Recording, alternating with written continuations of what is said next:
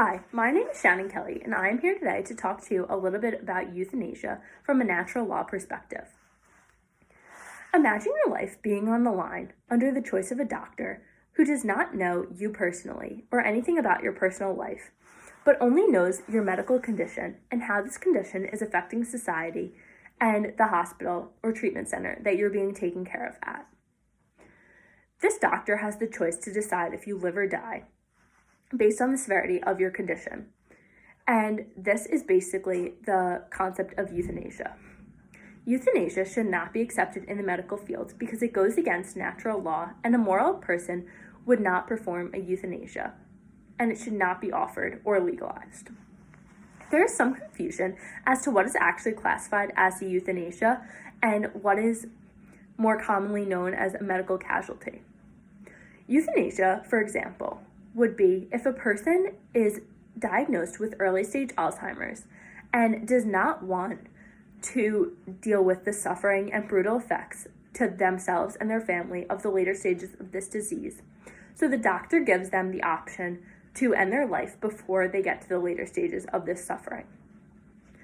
This option to end their life is the euthanasia. If a patient is undergoing treatments from a disease, such as a feeding tube or pain medications or brutally harsh treatment that is actually helping their disease get better, and these result in death, this is not considered a euthanasia, just a medical casualty. Euthanasia promotes a threat to life and promotes a culture of death, and this goes against natural law.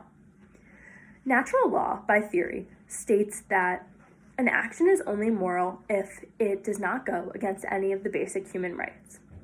The right to life is a basic human right, and euthanasia directly goes against this right. Euthanasia promotes a right to suicide and murder, and these are both criminalized acts in society and should not be justified in the medical field just to end suffering.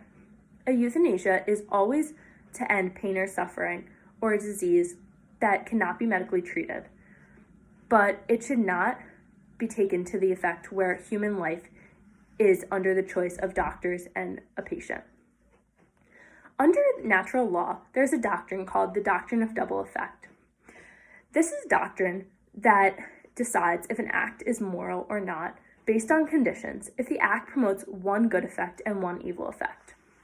The four conditions of this doctrine are intrinsic permissibility, necessity, non-intentionality, and proportionality. The first condition, intrinsic permissibility, states that an action is only moral if the action itself, aside from its effects, is moral. The ending of suffering is definitely a moral action, but the intent of a euthanasia is to end the life of a patient in order to end the suffering. So the action of ending the life of a patient during a euthanasia is immoral, therefore making euthanasia not morally permissible under the intrinsic permissibility condition. If a patient underwent a surgery in order to alleviate pain, and in this surgery the patient died, this would be morally permissible because the intent was only to end the human suffering and not to kill the patient. The second condition is necessity.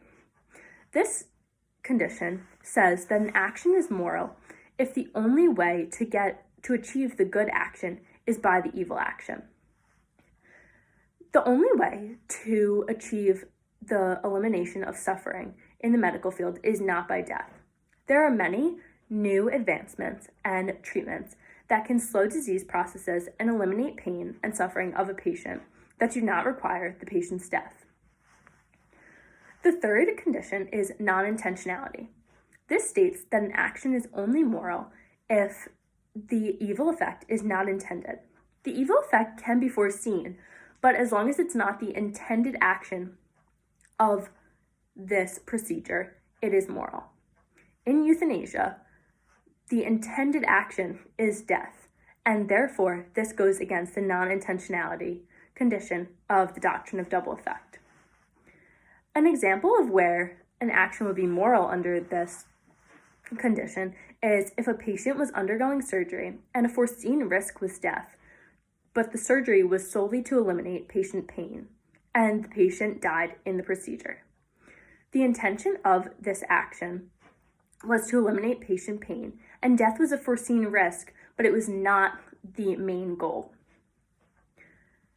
Euthanasia directly violates the non-intentionality condition of the doctrine of double effect. The last condition is proportionality, and this means that the good effect needs to outweigh the evil effect. Death is the most valuable aspect.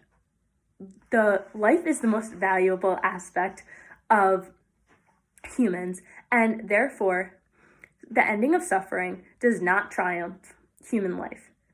So, euthanasia and killing of a patient in order to end their suffering violates this condition. Since euthanasia goes against all of the conditions of the doctrine of double effect and directly violates natural law, it is immoral and should not be practiced in the medical field. Any moral person would not give any other person a euthanasia and would not make this an option in the medical field. By abiding by natural law, human beings can be more moral and will have better intents and actions. Thank you.